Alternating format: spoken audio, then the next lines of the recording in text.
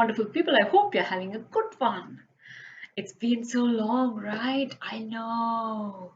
The past few weeks have been crazy. I mean, crazy busy, crazy tiring, crazy. But one thing I've realized during these past couple of weeks is that people in my life, now mind you, I have like very few people in my life, people that I have chosen to be in my life.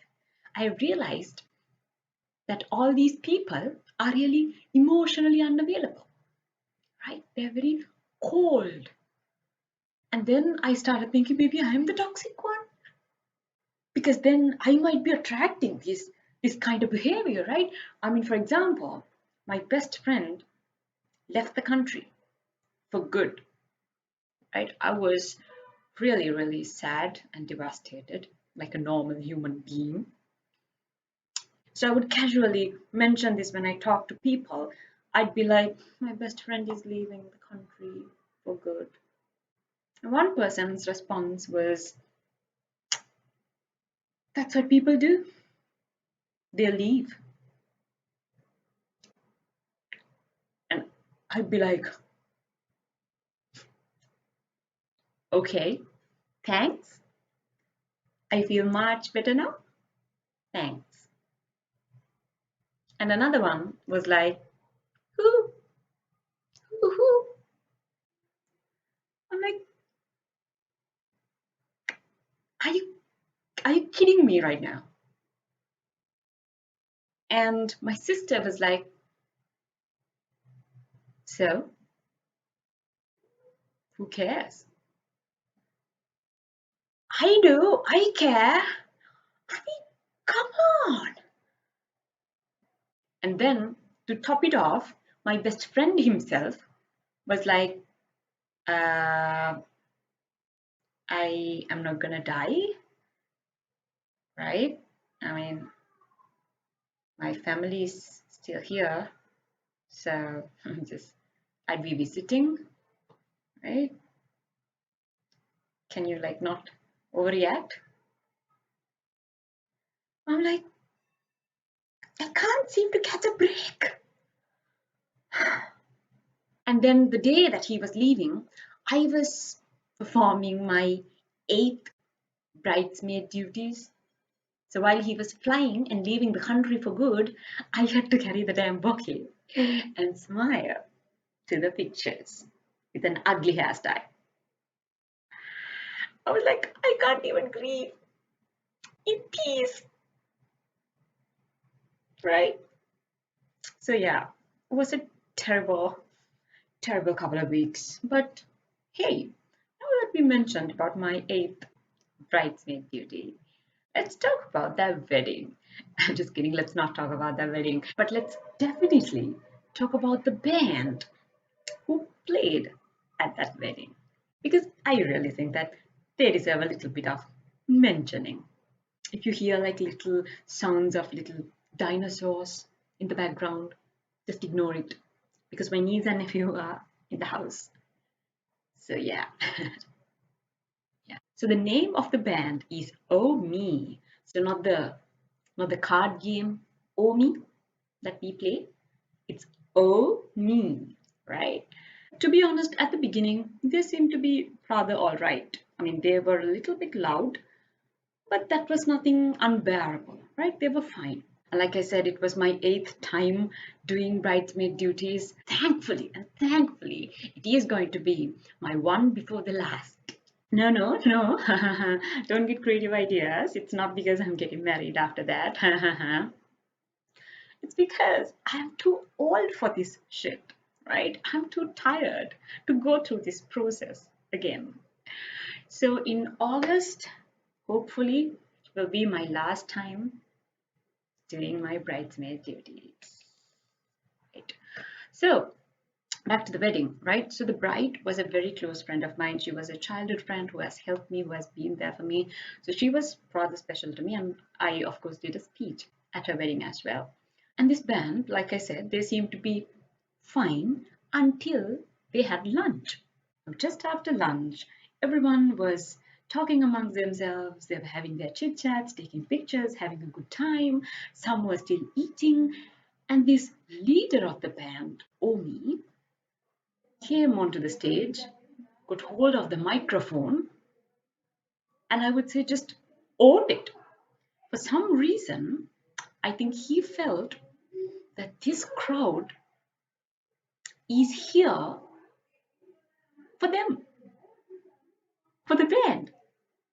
Musical show එකක් වගේ. Huh?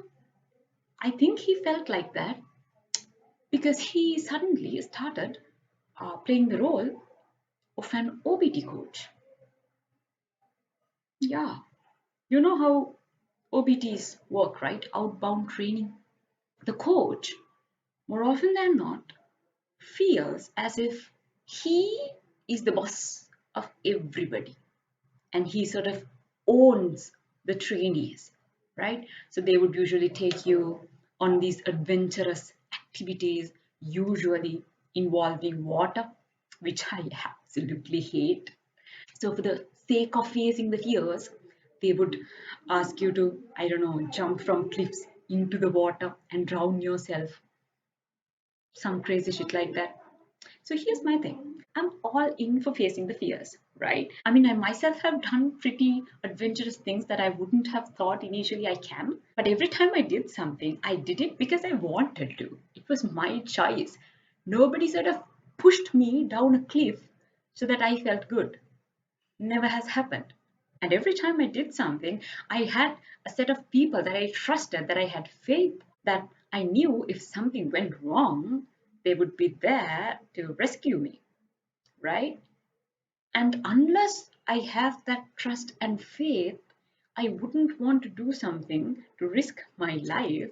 And if you are pushing me to do that, I will then have a big problem with you, right? Because, hey, you might be the OBD coach, but this is my life, right? And what I say goes.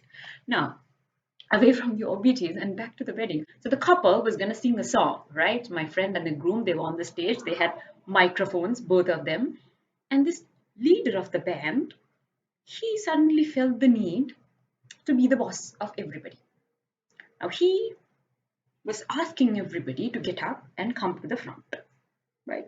So, like I said, people were just after lunch and nobody really wanted to get up and go to the front because the couple was on the stage and everybody could see them really well. They could hear them because of the microphones. Huh? And I think because of the whole COVID situation, nobody really wanted to gather furthermore, right? They were here for the couple, but I'm thinking they wouldn't really want to get even more closer. Yeah, and this band leader felt really bad. Why? Now, because people were not listening to him. No, so forget the song. Now, the couple is just standing there, waiting until the band leader allowed them to sing the song.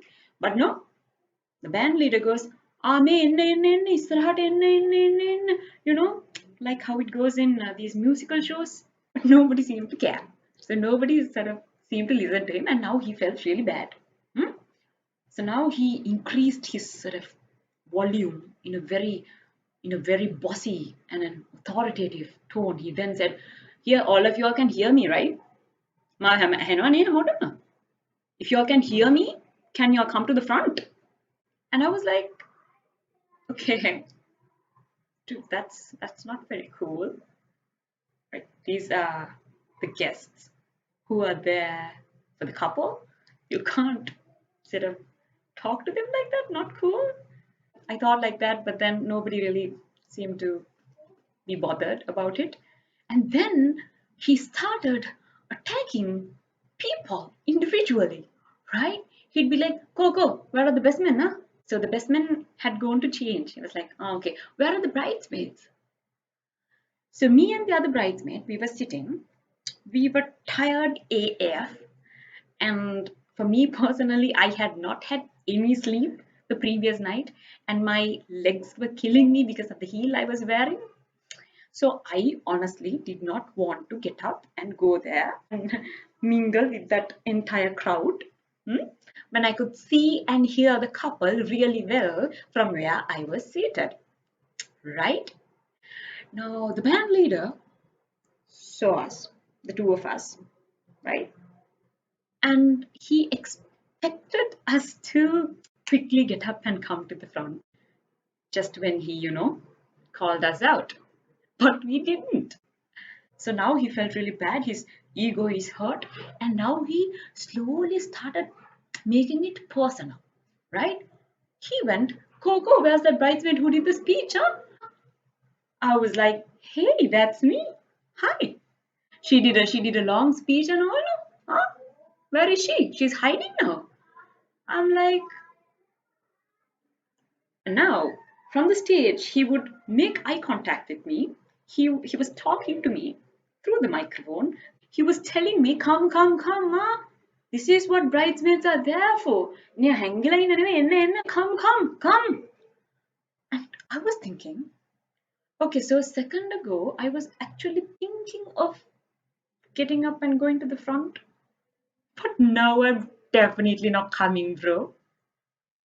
And now the gentleman seemed to be really confused because none of his tactics seemed to work. Now his ego is really hurt and he's now trying to sort of level up his game. And he told me from the stage through the microphone while making eye contact, he told me, will you come over here or do you want me to come over there? I was like, I mean, are you high on something? And I actually told him from where I was seated, you can come over here. I don't know if you heard it, but I said, you can come over here. And now the gentleman was feeling really awkward, really embarrassed, I'm thinking, because the couple was waiting there until they get his go ahead to complete their song. The entire audience was just watching this drama between him and me, and I wasn't giving a shit. So it was rather awkward for him. And then he proudly, from where he was standing across the hall through the microphone, he asked me, come on, what's wrong with you? And I was like, what? This can't be happening. Am I hearing this right? You who is paid to entertain the audience ask one of the bridesmaids what's wrong with them? I honestly don't know how to react to that. I don't know what my face looked like at the moment, but everyone on my table were like, oh. And then I looked at him and I was like, are you kidding me right now? If after all of that, if you still think that I was going to get up and come to the front, you are out of your goddamn mind, right? So I kept staring at him. And he did the only thing that he could do. He spoke into the mic to the couple and said, the next time you choose bridesmaids, pick better ones because these ones are useless. But my biggest question is, why was he expecting the couple who just got married to be looking for bridesmaids for the next time? Are you? What? So I waited until my friends finished their song, and the moment the band started playing, I left the hall for good because they were really, really, really loud. I wouldn't call that music, it was just noise, and I started getting a migraine attack, so I just left. After that, someone was sort of trying to justify them, and they would be like, nah, so we will කට්ටිය මාර boring වෙලානේ හිටියේ. So they just wanted to, crowd එක පොඩ්ඩක් up කරලා ගන්න. They just wanted to spice things up. Now here's my thing. This is a wedding. It's not a musical show. These aren't people who bought a ticket and are here for the band. They are not here to see the band play. They are here for the couple, right? Because they care about them. And not all of them really want to dance, right? Some of them really just want to sit down, talk with the people that they know, that they've met after so long, and have a good time. This idea that wedding එකේ ඉන්න හැමෝම ආච්චිලා වුණාගේ නටන්න ඕනේ is really ridiculous, right? Because not everybody want to do that, and especially during times like this, You shouldn't force somebody to remove their mask or gather around unless they really want to, right? And like I said, these are special, really close guests to the couple because they are here for the couple amidst of all the chaos, right? You don't call them men, women, pe kollo kello, huwa koni, waki kiyanne at a wedding. I was like, oh my God. And this is, I think, how they usually perform. They just yell at the guests to get them to do what they want, which I personally think is ridiculous. And then I actually started thinking, I mean, why is he like this? Right? I mean, how can he be in this industry and act like this, like a child? And then it just occurred to me, it's because of his name. I mean, his parents named him that, and now I think he is automatically trying to live by that. So, yeah, I don't know. So, oh me. So, before you do anything else, let's try to become a better a human being who respects others, who has the basic human decency, and who knows to do their job better. Thank you so much for watching, ladies and gentlemen. Stay safe, stay inside, and in the meantime, keep watching Tani's Originals.